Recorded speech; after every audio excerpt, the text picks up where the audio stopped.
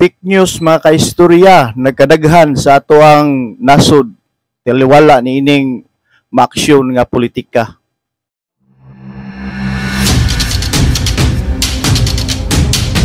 Maayong adlaw na usab kanato mga kaistorya nasab ta karon no, sa ato ang bag-o nga vlog kabahin niining ato ang mga panghitabo bahin sa politika sa atong nasod tungod kay niining mga tungura mga kaistorya no sa ato ang nakita sa ato ang social media ug sa tigbalita ning ato ang mantalaan no, daghan usab ang kaning gibalita kabahin ining fake news mga kaistorya.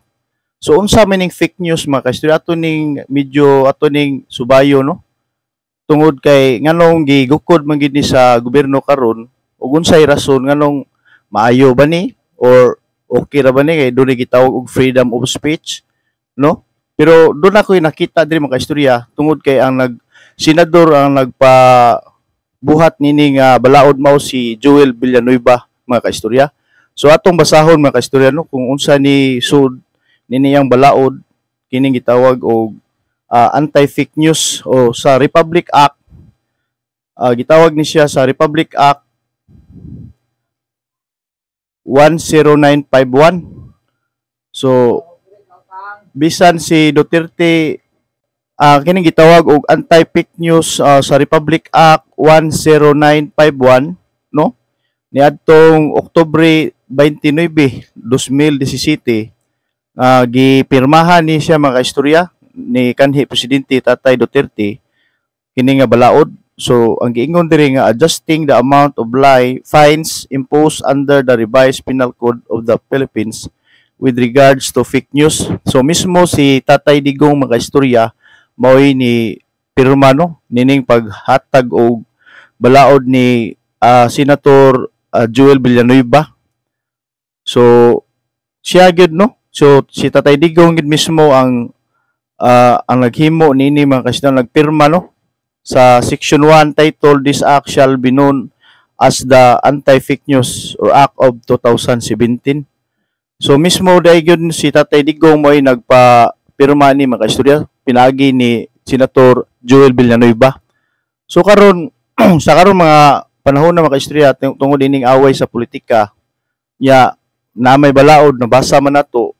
So ato makita no nga naagi day siya angay gid silang bukron mga kaistorya sa kining magbabalaod labi na sa NBI. Nya dito sad sa bag-ong gibalita mga kaistorya sa Uslob no dunay babay nga nagpakatap no og fake news no dihin don naga iyang gipost ngadto nga pwede na kuno ang Shabu ibaligya mga kaistorya. So dako klaro og halata kayo mga kaistorya nga fake news gyud kay mga kaistorya. Nya kining balita usab mga kaistorya atong tan-aw no tungod kay ni aksyon na gini kabalaka si Bongbong Marcos tungod lagi aning mga panghitabo karon sa ato ang palibot.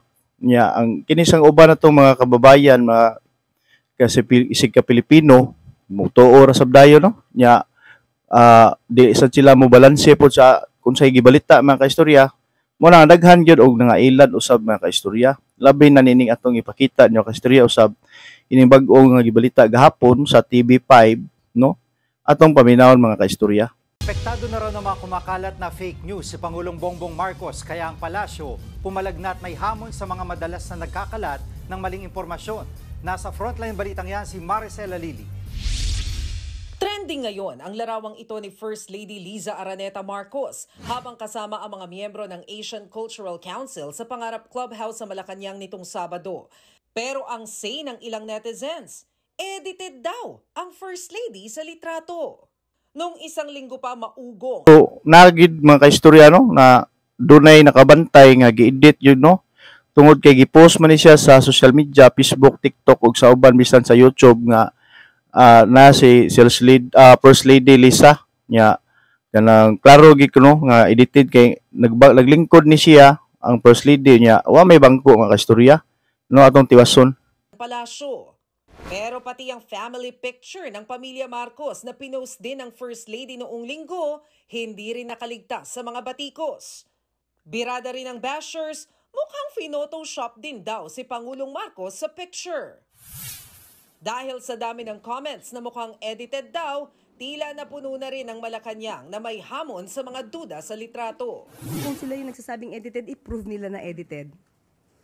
So atong nakita mga istorya no nga gi-aksyonan gyud og kalingawan gining tighimo og fake news ang kining mga litrato sab naron paglingla no sa mga katawhan kay ang ingon lagi sa uban nga sa sika kababayan nato nga si First Lady wa daw lagi diri sa Pilipinas. Doa kuno natanggong lagi kuno dito sa California. Di na kuno issue ngadto, no? Pero base diri sa gibalita mga kaistorya TV5, di ni siya GMA ni kuan gyud sila nga wa gyud kuno siya kamatuoran unya gi-edit lang na siya mga kaistorya. Tungod kay ang First Lady naari gyud kuno diri sa Pilipinas mga kaistorya atong tiwason. Malacanang na may hamon sa mga duda sa litrato. Kung sila yung nagsasabing edited, i-prove nila na edited. Nandun po ba sila sa okasyon? Kasama po ba sila doon? Habang tumitindi ang tensyon sa politika, lalong nagiging talamak ang pagkalat ng fake news. Kaya naman mismo ang palasyo, aminado na apektado na rin si Pangulong Bongbong Marcos sa pagkalat ng mga maling impormasyon. Hindi to bago. Simula nang hindi naging maayos ang pagtingin ni VP Sara sa pamilya Marcos, nag-start na po ang fake news. Utos daw ng Pangulo. So mismo ang Malacanang mga kaistorya no ni kuan na sila nga ang fake news lagi gi kuan gyud daghan na gyud mga kaistorya daghan dili lang kini nga issue mga kaistorya kining picture ni Liza Araneta mga kaistorya no nya daghan sab no mga fake news nga atong nakita sa social media no. So mao ni siya mga kaistorya ug doon na may reaction kabahin ini mga kaistorya ng bahin sa fake news pwede mo react mo comment sa comment section sa ato ang vlog mga kaistorya. Tungod kay base sa report ni daghan jud kayo mga kaistorya na mao ni nga gikukod ron sa NBI tungod ining balaod sab ni Joel Villanueva nya pinirmahan ni Tatay Duterte kining fake news mga kaistorya. Mo nagukron gid sila mga kaistorya kay bag-o ni siya nga balaod 2017 pa siya nga gipirmahan ni Tatay Digong.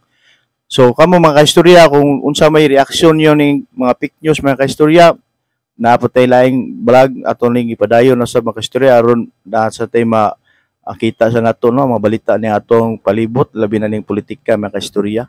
So anhila tataman mga kaistorya og lain na sa mga adlaw mga kaistorya. God bless natong tanan. Salamat.